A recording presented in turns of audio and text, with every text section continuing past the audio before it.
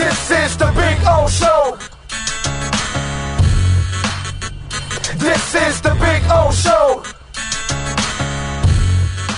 All right, Cam, how much of the XFL did you watch this weekend? Honest answer, none of it. I don't know if that's the right answer I should give given my job. I didn't watch any of it either.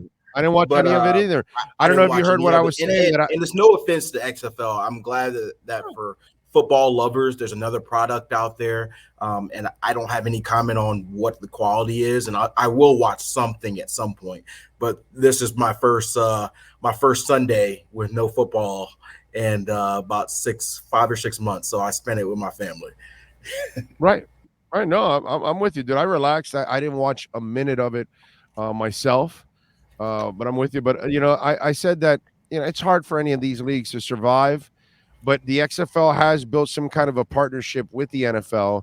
And I think that if you can get your fringe players, your practice squad players that you don't get a lot of playing time, if you can get some of those guys, I'm not saying a veteran that's a 5-7 year veteran that you've got stashed on the practice squad. I'm talking about the young guys. If you could get those kind of guys, your third quarterback or somebody like that, I think that's what would actually infuse interest into the XFL because of the very sick nature of NFL fans. If some of their NFL players, even their fringe guys, are on those teams, you might now bring some more eyes over there because of that. I think. No, I think we've seen a lot of these leagues go about, the XFL, the USFL, and I think the key for longevity for one of these leagues, whether it's the XFL or otherwise, is to convince the NFL to partner with them and, like you mentioned, have them as a direct development branch. Because let's be frank, we don't have another, and the football's different, but we don't have another sports league where people willingly watch minor league sports. But the football has the best chance. But the only, I think, direct route is one, to have a development wing so that you can, it could be a cycle back and forth, but also because fans can connect to it. And you know how fans are, they get so much, Dolphins fans want to know who's the backup right guard, right now. So they would be following, okay, who's going to be in our pipeline? Who's, can a guy go back down there to develop if he's struggling? If you draft a guy in the 7th round and he's your third string running back or quarterback or linebacker or something of that sort, he can go down there and you still have his rights. And so you can watch him in the off season and get excited about him or get excited what you're building. And it gets guys reps. And particularly for like positions that are hard to develop in season, like quarterback and like the linemen, the trenches, I think that's the most important. That's gotten really bad. Gotten really bad. Exactly. And that's the hardest position to have good quality, which is why a lot of times these leagues don't have great quality, because the quarterbacks and the trench play, which is the hardest to find, aren't great. The receivers are going to be fine. You're always going to be able to find receivers. You're always going to be able to find some sort of DB to an extent, right? And so it's harder to find the big dudes and the guys who can really sling it as a signal caller. And so those are the guys, to me, development wise. Like, imagine if, I don't know if you had it for every team, but imagine if you had like a Florida team and all 3 Florida teams sent their development affiliates to this team. Yeah, I would imagine that. To Orlando, for example, right? I would imagine Dolphins fans, Jaguars fans, Bucks fans would all watch to see their 7th round pick, their undrafted rookie who may be on the practice squad. And maybe it's only something where practice squad players or guys who you have offseason rights to can play in. Maybe it's not anybody on the 53-man roster, because teams will be worried about, okay, my guy's getting hurt or tearing an ACL in the offseason. Yeah. Make it just practice squad guys or guys who are on your 90-man who don't make the team. Yeah. And those are the guys who get it in, So to me, that's developmental guys, bro. Yeah, developmental guys. Yeah. And let me tell you something. A quality control coach can now go in the offseason to be an assistant receivers coach. Mm-hmm. You understand? Like, so that way his development also is happening too. It could go same for scouts. Different ways. Same personnel, for scouts. Exactly. Dude. Yeah, pro personnel, for example. I know half the guys in the XFL in the personnel departments. Yeah. I know half those guys. Yeah. And doesn't mean those guys have to lose their job. They can keep their job. But but the element of this is we're talking about what it means long term. First of all, they've got to survive short term. The problem with a lot of these leagues is they, last time it was COVID, so that was a little unfair. But a lot of times you see these leagues and they fold within 2 years. And so I'm sure the NFL is waiting to see if there's any viability, what the numbers are, what the interest is. They already have Walt Disney and ESPN on board as a TV partner. But what's the interest? How many people are watching? And then once they have interest in it, then it's like, okay, we can put our name behind it and make a development front. But we got to make sure it's well run. Make sure whoever's running it, the Rock's a part of it. They're doing it for a good cause. They're not just, throwing money away or eating the money. You never know with these businesses how it's going through. Make sure it's financially feasible. Make sure it's interesting, and make sure they're doing it the right way. And then to me, there's no reason why the NFL shouldn't jump in and get on board. They're always trying to expand. And I'll give you something else that they need to do, and that's this is sorry, Canada. I apologize. They need to make sure that they're paying better than the CFL and take away the CFL's talent too, because you've got to make it to where you're the second best North American league, and you become the feeder system for the CFL, right, and for the NFL's training system. So that way you've got that's where you've got to make sure that you're not losing a player to the CFL, and then you're getting the third level player on top of all of that. That I think is, again, nothing personal against the CFL, but if the XFL wants to survive, you've got to make sure that if the player can't make it in the NFL, he wants to go immediately to the XFL, not the CFL. And you and I, we know enough agents. Agents already have trouble convincing guys just to go to the CFL as it is. And guys generally really don't want to go to the CFL, but they have to go to the CFL in order to keep their dream alive, make money the way they love making money playing football, whatever it is. You know what I mean? But you know how it is. Yep. You've heard the stories. Agents will tell you that, they'll have a guy in the CFL and the guy's freaking calling them every day, complaining about being, in the CFL and that kind of stuff. So I think it's very important that the XFL also creates the kind of place that those players will gravitate to instead of going up north. Yeah, absolutely. I mean, that's all a part of the long-term growth process. I think the XFL would be success-wise. And also, like we're seeing, and I think I heard you guys talking about it before I came on, but also it allows the NFL to try different rules or different elements of the league they're coming. Like I saw the replay element. I didn't see it live, but I saw people talking on Twitter about how good it was to see the transparency of the replay system to go about, challenges. Obviously, that's a huge issue in the NFL. We talk about it every Sunday. Is it a catch? Is it not a catch? Why are they overturning this rule? Like, you can try this sort of thing, see how it works. If it doesn't work, it never reaches the NFL. If it does work, then you can push it through. Same thing as far as like, okay, do we want to challenge roughing the passer penalties, right? Like, or some of these things, like you can play with different things here and see if it works, and if it does, push it up. Like this league can be a practice element for the league in a lot of respects. And so I'm excited about the potential, but I think it's very, very key for this next, I don't know how long it is, a year, 2 years, 3 years, that they're on their own to be able to succeed as is and get people interested in it in whatever capacity, and get players wanting to go. Because that's the other thing. If you're a practice squad guy, would you rather just wait until the offseason and take your chances in the league, or would you rather get reps in the XFL? The XFL's got to make it convincing for me, whether it be salary, whether it be the exposure, and there be a direct pipeline. I've got to be able to see players from the XFL get signed to the NFL and continue their dream that way. Are you in camp? Camp? Yeah, like Dolphins camp. I don't know. Yeah, It looks like I'm at the you're in Dolphins facility. Yeah, I'm at the Dolphins facility. So you're there for Fangio's press conference at 1? Yeah, you see the Dolphins thing right here? Yeah. Oh, okay. So you're in your NFL Network room. Yeah, I'm in my NFL Network layer. So as you see, I got a dress shirt on. I'm about to put a suit on in a little bit. I've got TV right after Vic Fangio's presser. So I'll be on today at 1:30, 2:20, 2:40, and 2:55. So they're using me a good bit today. So so I'll go. Vic Fangio's talking at 1. There's nothing going on, so they've got to milk whatever the hell they've got. Exactly, but hey, we're gonna give you good content.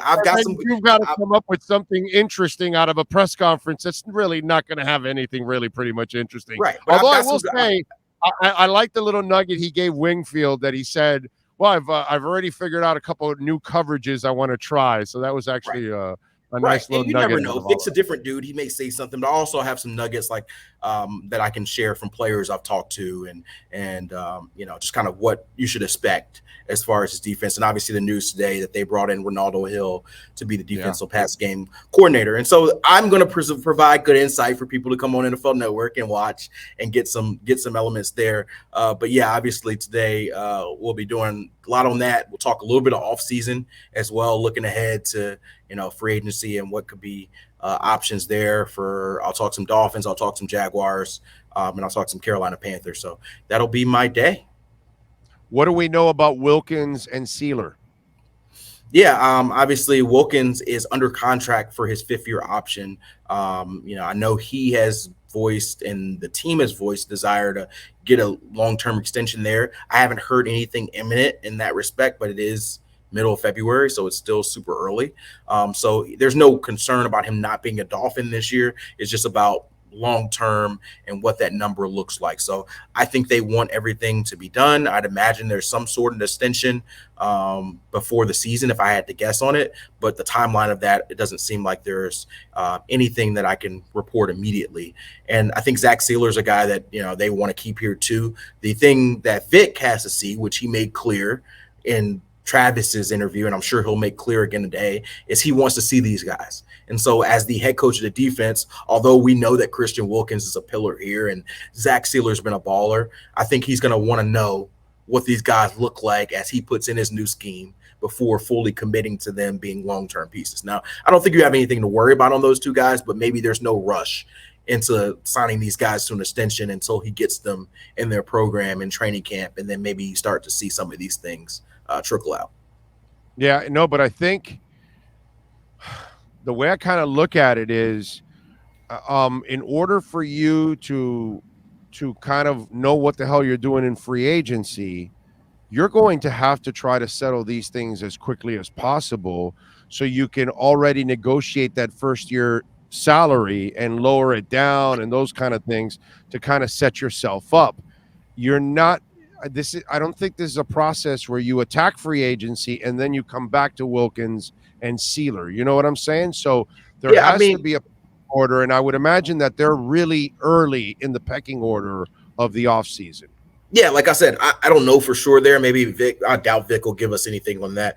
But I think the Wilkins number is a little bigger. The Sealer number is not that huge. But I think what you'll probably see, first of all, is them going about restructuring. So you'll restructure some deals and get cap space that way first for guys who will be here long term. Maybe a Tyreek Hill. Right. Maybe you go back to a Armstead, if Connor Williams. Connor Williams, these are guys who are probably going to be pieces. You give them extensions, and then maybe Wilkins is a part of that group, right? So all of it depends on your cap if you have to fit things through. But if you're talking about a big money extension, which Wilkins is probably going to get some big money, given how he's played, then you're going to want to make sure that's done right. And so I don't know where they are. I'm sure there's been some conversation. A lot of these things pick up at the combine or leading up to the combine. And so I'm sure if there hasn't been, there will be some conversation between Christian Wilkins' agent and the Dolphins at the combine, and they will see where they are. And maybe that's where the start of a deal is coming out, or maybe they say we table this until later in the offseason. That's a lot of what the combine conversations are for. What the hell was this? Yeah, wow. Man, that was shocking to me to see. I still look at the H. Look at the H. Okay, look at the H is on his shoulder. Look at that. Jesus. The H is on his shoulder, the top of his shoulder. Yep. And when he jumps, the bottom of the feet, at the top of the H. Yep. Get the hell out of here. Yep. That is wild. And there were several players, and this is how I know it's shocking, because we see stuff and it's shocking, but we don't really fully grasp how good NFL athletes are. But I saw players talking about how crazy this was. This is the wildest thing they've ever seen. And these are the best athletes in the world. I've watched this. I've watched that video at least 50 times to try to figure out what's fake about it. Because I'm I know he's doing this, bro. He's doing this for a commercial, obviously. So I'm there has to be something, but I can't figure it out. And so there's nothing to it, man. Remember that we see guys from flat-footed with 2 feet jump onto 5-6 foot platforms. We see guys jump out of a pool out to the. So this is not even 2 feet. This is easier with because you're able to lift yourself up like a basketball, jumping style. So that one's a little easier to jump. But my Lord, that guy is talented. DK is an amazing athlete, probably, and it's crazy because I don't know if you saw the NBA All-Star game. He was a part of the celebrity basketball game, and he won slamming MVP. all over the place. Yeah, right. And so, like, I remember, I don't know if you ever seen the Jason Kelsey and Travis Kelsey podcast, right? They have like the New Heights podcast, and one of their episodes was about can NFL players play in the NBA, and Jason Kelsey's response was like, no. Nobody can play in the NBA because of how great athletes they are, how different. So DK, and probably he's right, but DK's probably got the best chance of anybody. If anybody could play, I don't know about his handles. That's the problem with those kind of guys. But the thing about the NBA is you can put him in a role. You can put him in a role where he's the athlete. He's doing a lot of cutting. He's doing a lot of dunking. I don't know what his defense is. Like Kardashian's bang boy, Tristan Thompson. Yeah, right. He's not about handles or anything. He's just under the rim, rebounding. Yeah. Obviously, he's not going to come in there and be, Donovan Mitchell, LeBron James, Jimmy Butler. But can he be a bench player where he can get you 5 or 10 minutes, high energy, athleticism? I don't know what his defense ability is or his shooting ability, but can he hit an occasional corner three? Can he play some defense? If you can do that, then maybe he can give you 5 or 10 minutes off the bench as a rotation 8th or 9th guy on your bench. I don't know, maybe, but obviously he's not going to be a star. And I see what you're putting up here, the PD policy there. Yeah, that's the league saw that and was like, nope, we got to test this dude. It's always funny the random selection. But it's like I don't know how the process. It's insulting too. It's insulting too. I get it. You guys got to do your job. I get that there's a CBA and the NFL owners have agreed to this, and you got all that. And I get that everybody sees that, and then immediately we think, oh, that guy must be cheating. But we also have to come to the realization that not everybody cheats. And really, athletes are just getting better and better and better every year because the training, the medicine, the supplements, everything is better, dude. And that's why these athletes are getting better, and they're much more in tune with their bodies from a very young age compared to the guys that I grew up with that were drinking beer and bullshitting all off season, and they actually used training camp to actually like get in shape. Yeah. That's how they used to do it. They would get their out of shape. These guys are in exceptional condition year round, bro. Yep. It's a different world now. You know what I mean? Yeah. And again, how many guys do we see flat-footed jumping onto platforms all off season? We see that all the time, bro. All the time. Yep. This is nothing new, but it's still freakish to watch a guy like DK Metcalf. Oh my God. These dudes are incredible. Like, it's a reminder because like we cover these guys, and I'm in locker rooms all the time, and I'm still amazed at just how good of athletes these guys are, how big they are, how great shape. Like it's incredible. It's incredible. Like I went, for example, like this, and this is completely off topic, but I went to work out this morning, and one of my good friends is a member at House of Athletes. So I went to go work out with him at the House of Athlete, where a lot of the athletes train there. And I did like maybe an hour workout that, is probably like calmed down from what the athletes do. And boy, when I tell you, I am like exhausted. Like I'm going to go about my work day and I'm exhausted. Like I am tired after doing an hour workout. And for them, that might be just a warm up for their day. And you see guys, like I always am amazed when I go to Tennessee. Derrick Henry is bigger than you think he is. However big you think Derrick Henry is, he's bigger, he's stronger, he's faster. Same thing for DK Metcalf. Like even the smallest dude, like even you name whatever backup, safety, corner, nickel corner you think he is in better shape than you think he is. Like people like one more. Devontae Smith, and I love Devontae Smith throughout the draft process. I was very clear here. A lot of people you see him jump that high, as light as he is, you could believe it. Yes. But Metcalf is built like a freaking building, dude. He's 225, 6'2", 225, a tank. You could like take your best shot, probably punch wise, like the average person. You and I take your best shot on DK, and he probably your hand would hurt more than it hurt him. That's how built this dude is. Yeah, I'm with you there. One more thing before I let you go. My hero, and whether it works out or not, I don't give a shit. Okay, because life is filled with failure. That's how you succeed. You fail. And a lot of us that start in our business, radio, TV, writing, whatever, you got to work at some shit paper, some shit magazines, some shit podcast place, some shit radio station, some shit TV station. You start in Bumble, somewhere, Egypt, whatever, working or whatever. And you start in these awkward places, and that you don't have the resources and all that, but you take the job and you try to make the best of it. And then you use that to get better and better and better. Right. The easiest thing for Eric Bieniemy would have been to stay in the shadow of Andy Reid for the rest of his career and coast. He could have Lupe Fiasco the bitch. Kick, push, and coast. No. He said, I gotta get out of this shadow, because if I don't get out of this shadow, I'll never be able to prove to myself and to everybody else that I can be a head coach, because that's what I want to be. And so he's not getting that chance. And I get it. Washington is a terrible place. Hopefully the sale will go through soon, and then that environment will change. I know he's working with a great man in Ron Rivera overall, so that's not a bad thing, right? But I think for Bieniemy, this was the best move possible.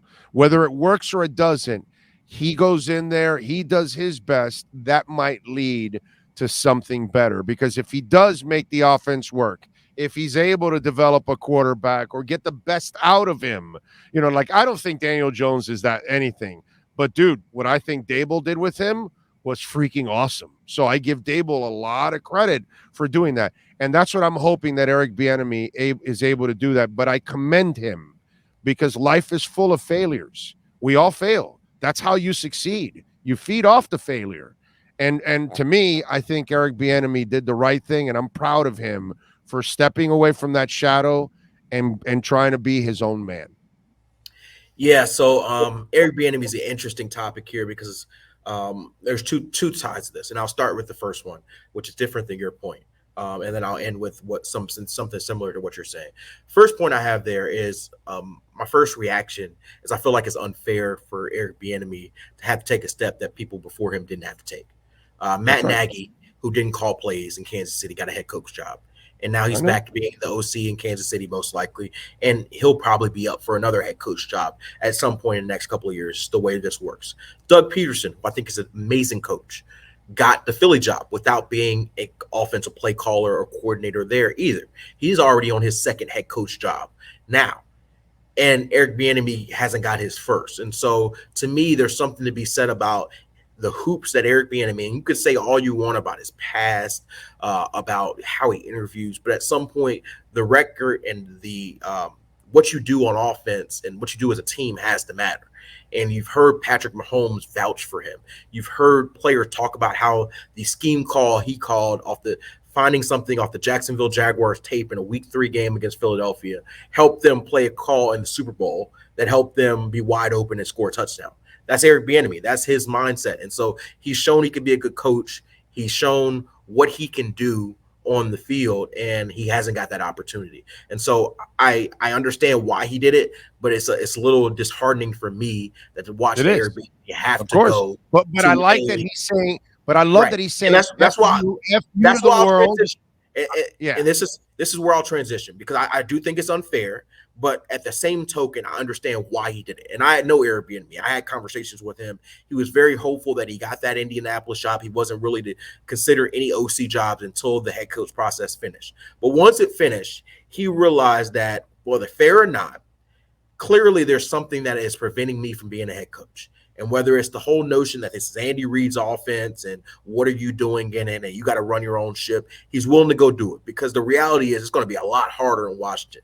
There's no Patrick Mahomes there. There's no offense that's ready to be a championship contender. And the reality is, Ron Rivera, there's no guarantee that he's going to be there longer than a year. And so you're taking a very big career leap, but something that's showing that he's betting on himself, his ability to build an offense from scratch and hope that it can build to something where he becomes a head coach. And I'm hopeful for him.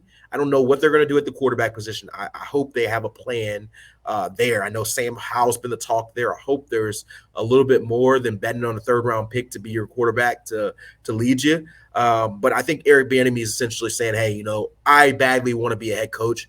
And whatever you guys say that's limiting to me, whatever goalpost is moving, I'm going to try to attack this next one and hope that it leads me to the right way. And so I hope for his sake it does, but we'll see. Cam, it's the life of a minority. Yep. It's the world that the minority lives in.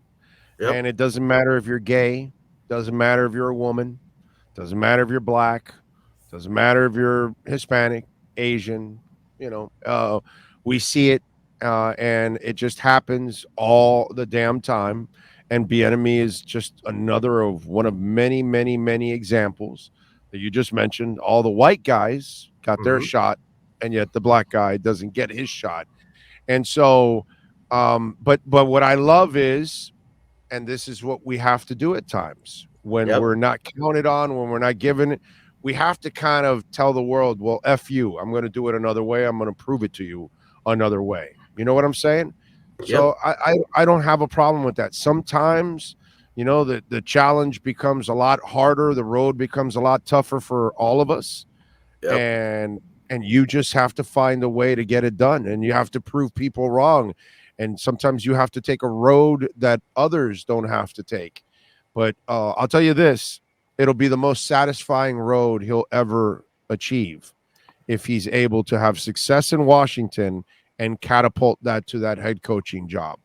So that will be the most satisfying thing if he's able to succeed in Washington.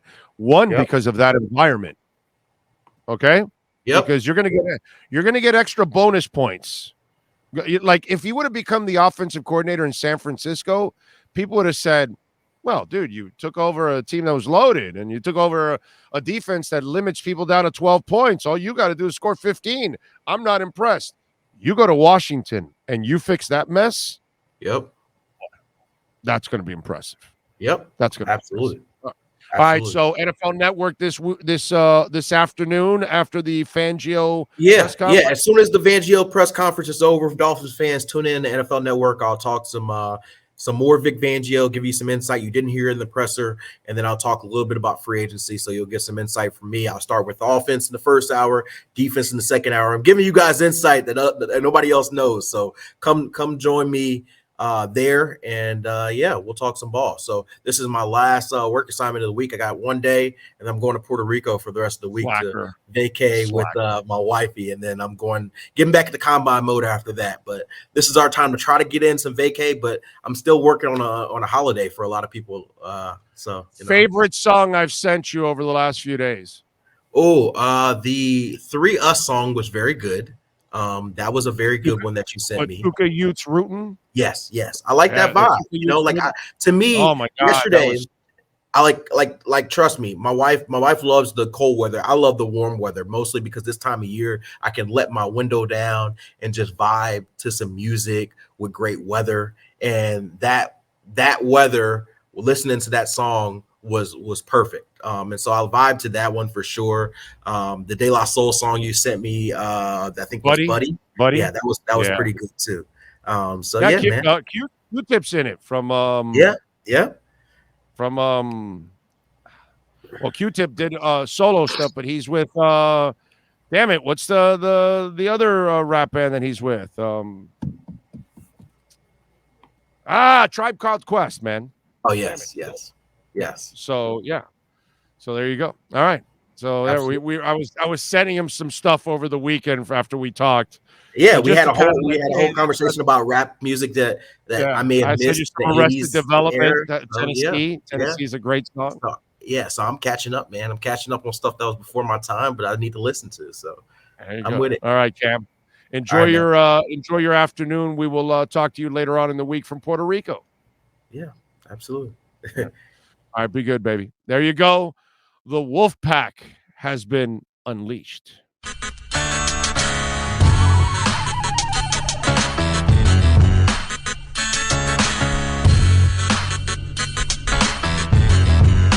This is the Big O Show.